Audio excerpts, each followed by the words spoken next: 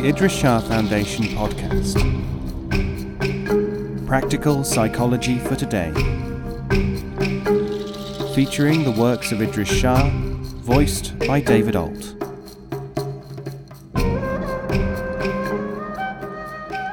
Welcome to the Idries Shah Foundation podcast.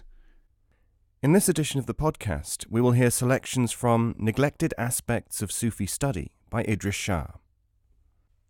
This audio has been made available by the Idries Shah Foundation. What do the students want? Any doubt about the interior method of assessing this should be dispelled when I say that I only have to look over A. some 150,000 letters received from many countries over 15 years, and B. what has transpired in almost innumerable interviews over that time, and C. press accounts and investigations of the Sufic cults which have sprung up more or less deliberately in response to a demand for Sufi knowledge, or which have received fresh life since my publication of the Sufis in 1964. Briefly, the would-be student's head is full of assumptions.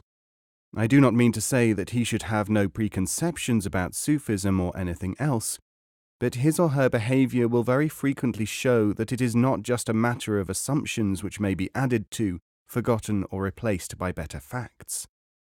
The assumptions in the minds of the majority of would-be students in the Sufi field indicate without any doubt not only an underlying desire to join a cult, but a model of what that cult should be like.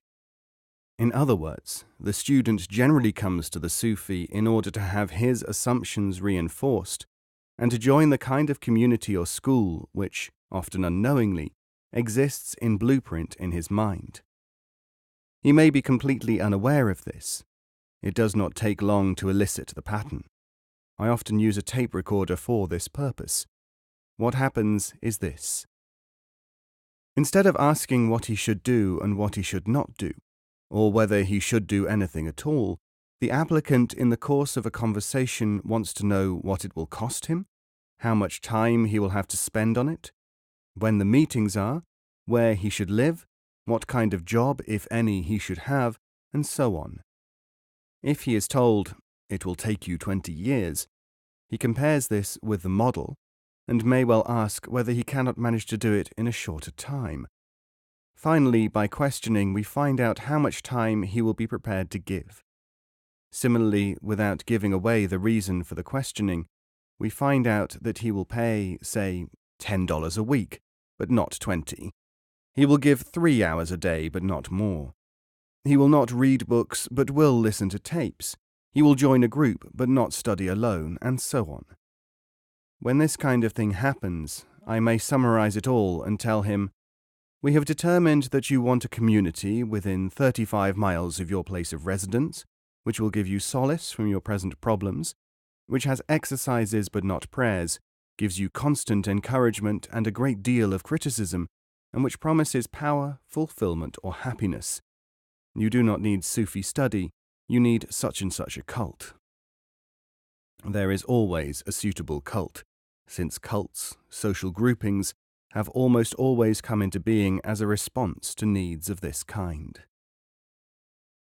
The foregoing, it will be noted, is a psychological method of determining what someone wants. Its main value is to show when we are not dealing with a would-be student, but a would-be customer or client, someone who has a framework and is seeking something to fit it. So in cases such as these, our job has merely been to clear away the underbrush.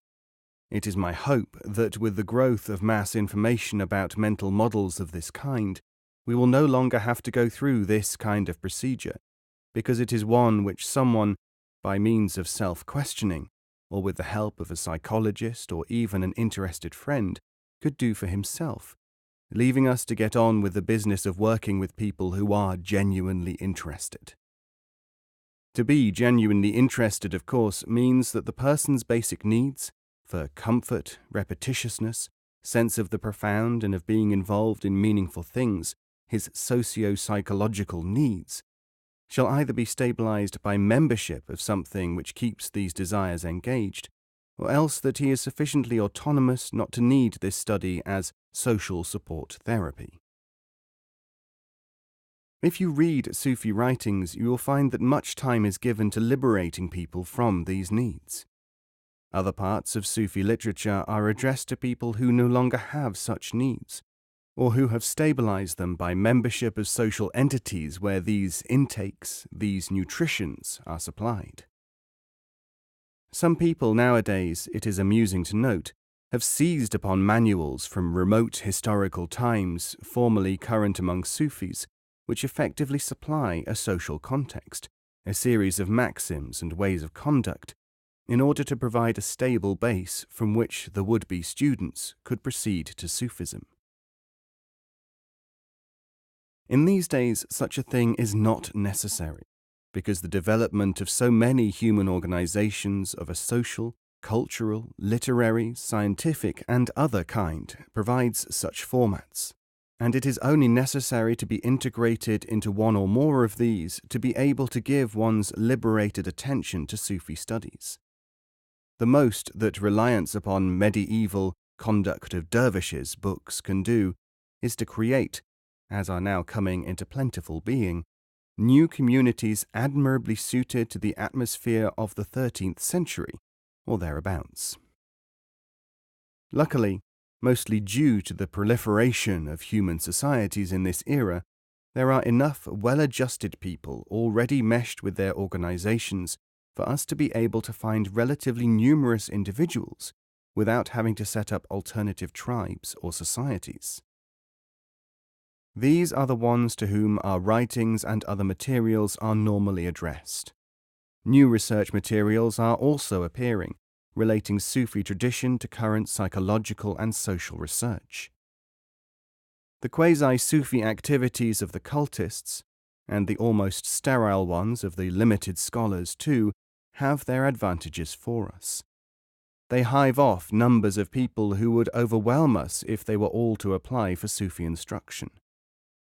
And they too are satisfied. Both lots believe that they are right, and derive pleasure from this fancy. The fresh adaptation of Sufi action leading towards the Sufi experience of which I speak, which has attracted so many and enraged others, is nothing more nor less than successive adaptation of practical activity towards the same end in new circumstances. This is, of course, just the same sort of adaptation which can be seen in Sufi activities in the past, and which accounts for the seeming differences and undoubted variety of ancient Sufi methods, postulates, and organizations. Sufi sages throughout the ages have always confused outward students by claiming that all Sufis are essentially one, that all Sufism is the same, whether practiced by means of this technique or that, whether by the Shias, e.g. the Bektashis, or Sunnis, e.g. the Qadiris, nominally and often literally opposed schools within Islam. In the Table Talk of Rumi, Tide 1273, entitled Fihi ma Fihi, as in many other places in the literature, we find that many non-Muslims were among those who understood his teaching best. Someone asked Rumi how it was that a whole group of Greek Christians, unbelievers, could be appropriately affected by his Sufism, when only one Muslim in 1,000 could understand it. Rumi explained, with a plenitude of allegories, that externals were not Sufism, and that opinion and dogmas were not the point of it at all. The confusion is in the paths, not in the objective. And, of course, in Aflaki's record of Rumi's work, we have the famous account of how he had disciples of all origins. When he died, multitudes of Christians and others followed his bier. Someone asked one of them why he should weep for a Muslim, and he said, "He is the Moses, the David, the Jesus of the age. We are his followers, his disciples. This is why we weep." So here we have Rumi in the 13th century, communicating Sufi understanding to non-Muslims better than he can to 1 in 1,000 Muslims. he has dominated the communications gap, not an easy thing to do. It is small wonder that Sufis have again and again come under suspicion by pedestrian minds for this ability, which such minds not only lack, but are generally almost unable even to conceive. So difficult is this problem for superficial thinkers to solve that it is generally held that it was not until Al-Ghazali died 1111 that it was proved, through his work, that Sufism was compatible with Islam and was an inner function of religion itself. Ghazali is credited with having established the acceptability of Sufism within Islam. Ghazali, of course, was working for his time, as well as for such succeeding generations as might contain people who would feel the need to question the validity of Sufism. In the Islamic world, there are still people who aver that Sufism is not from Islam, or, if it is, that it is not necessary, since the Quran and the traditions of the Prophet exist. They can only be reassured by the arguments of Ghazali. This question of the attunement of the teaching to the culture of the time is most strikingly demonstrated in the work of Ibn Arabi, the Spanish Sufi, known as the Greatest Sheikh, who died in Damascus in 1240. His book Fusus al-Hikam, Facets of Wisdom, takes the teachers as Adam, Seth, Noah, Enoch, Abraham, Isaac, Ishmael, Joseph, Jesus, Solomon, Moses, and Muhammad, and treats them as concentrators upon various modes of awareness and teaching. The fact that he chooses historical or semi-historical individuals as the focus of his work indicates, of course, among other things, the Sufi awareness of time, place, and people, the cultural environment, as we would call it today, in certain senses. In this he follows the tradition of Islam, that of the theory of supersession in revelation, which is also acknowledged in other faiths, including Christianity and Judaism, but which is, among Sufis, strongly stressed. Of course, Arabi's work is in many respects addressed to the communities of his day, and its wholesale adoption as a sort of holy writ by sometimes well-meaning but often unregenerate amateurs succeeds only in maintaining an Ibn Arabi cult. Arabi, in his Tarjuman al-Ashwaq, the Interpreter of Desires, wrote a most remarkable book to show both Sufi truths and the fact that many religious people could not understand religion if it were presented to them in a form to which they were unaccustomed. This is one of the most daring and noteworthy events in public Sufi history. The book reads like a love poem, and Arabi's statement that it was mystical in content was attacked by a theologian who claimed that he probably adopted this device in order to protect himself from the imputation that he, a man famous for religion and piety, composed poetry in the erotic style. Ibn Arabi himself wrote an explanatory commentary, which was read out in the presence of his critic and other divines.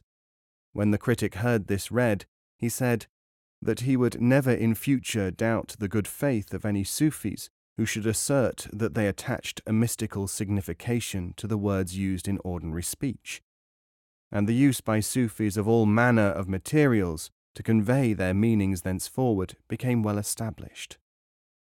Or at least, people could always refer to Arabi's teaching event to explain why they were working with materials which the devout could not understand. But a lot of education is still needed. There is at least one contemporary scholar who counts the number of times I myself use the word God and judges me on it, so he says, although I might well have doubted this statement from a Western thinker had I not seen it in print, I do confess. No doubt that since I have used the word in some of my books many more times than Arabi in his Tarjuman, I can be assessed by such observers as this, as that much more important even than the Greatest Sheikh. The attunement of the teaching to the facts of time, place, and people is a vital clue in the study of Sufism. It should always be remembered that in Sufi matters there are clearly two forms of study. One, about Sufism, which means trying to familiarize oneself with the literature or to concentrate on a form of it, or on concepts and practices which most likely have been tailored for completely different conditions. And two, in Sufism, which means that the things studied should be those which will enable the student to become a Sufi, which includes the inexpressible Sufi experience.